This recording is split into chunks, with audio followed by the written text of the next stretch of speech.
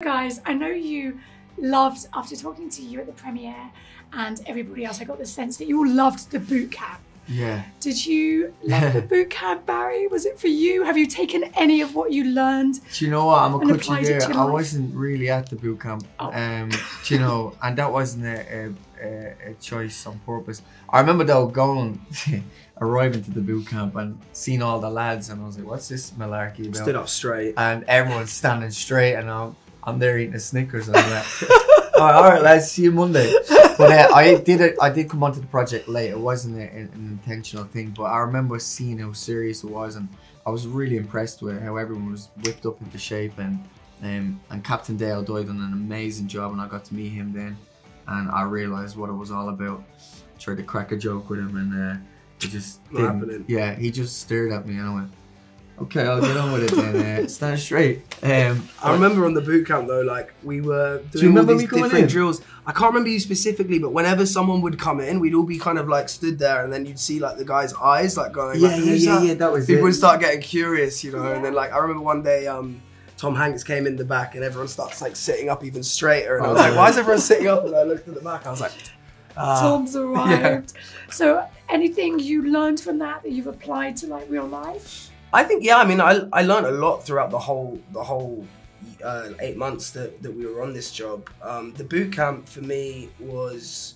really special. I mean, I've always been someone, I really enjoy being a part of a team. Like I played in a lot of football teams from a young age, and I've been in bands, and that team mentality, that group mentality, when it's like a positive working space, I think is like the best space to be in, really, because you bounce off each other and you feel everyone else's energy. So that was just really kind of uplifting to be a part of at boot camp, and then to kind of know that we had this kind of brotherhood, camaraderie feeling, and then to really focus in on the information and the knowledge that we had to have in our individual characters. I think it was just inspiring to see so many kind of young men committed to the task and get their head down and work. And I think I just took away from it how professional people are and how you really have to just step up to the plate, you know. Do you feel like you made some good new friends, Barry, from this process? Do you know, definitely friends for life, and but it's also a learning one as well. Touching on what Raff said, it's you go in and you come out with a massive appreciation and gratefulness to just the privileges you have these days. You know, and we're just getting a hint of what it must have been like for those lads. But on the professional side as well, to see all the younger actors come in, some people, you know, it's their first job, and it's quite intimidating in a good way, but it was nice to be there for the younger actors and to kind of, if they needed advice or a hand or anything, to be there for them and being there for them. It was just lovely. It was really it was a real natural kind of process throughout boot camp. I think everyone felt like they fitted in. They never felt like anyone was like an outsider or the puzzle wasn't working. It was a pretty well-oiled machine from day one.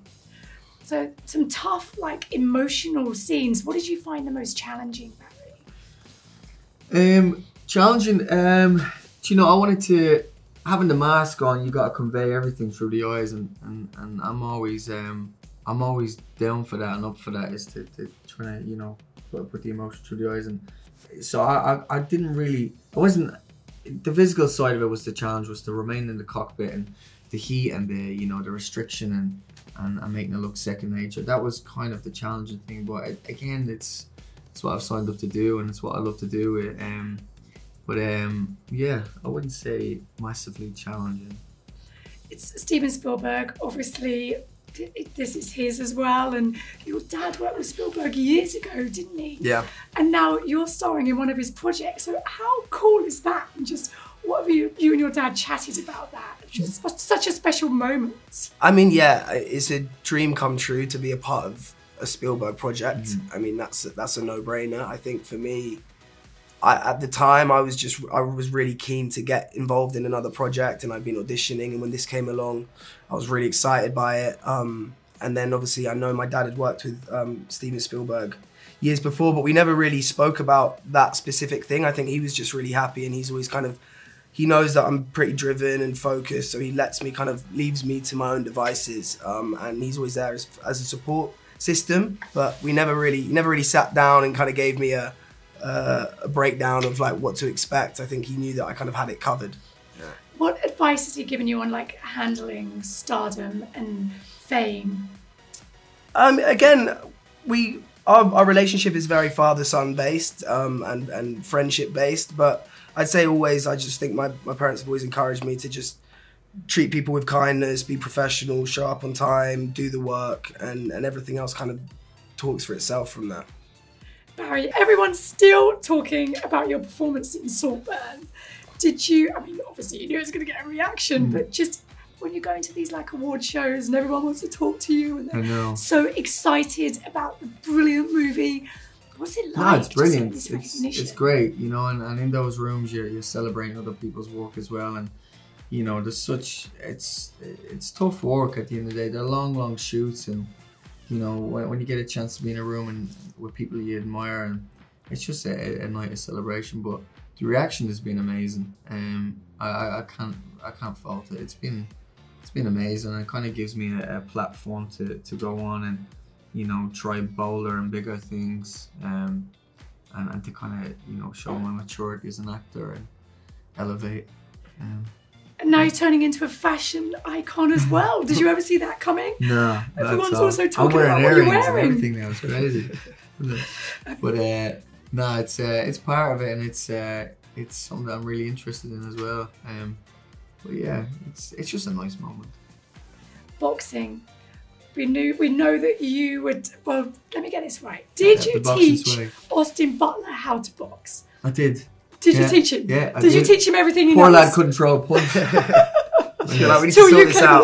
I was like, Jesus. Start with the jab, go for that. Nah, Austin was pretty good as it was.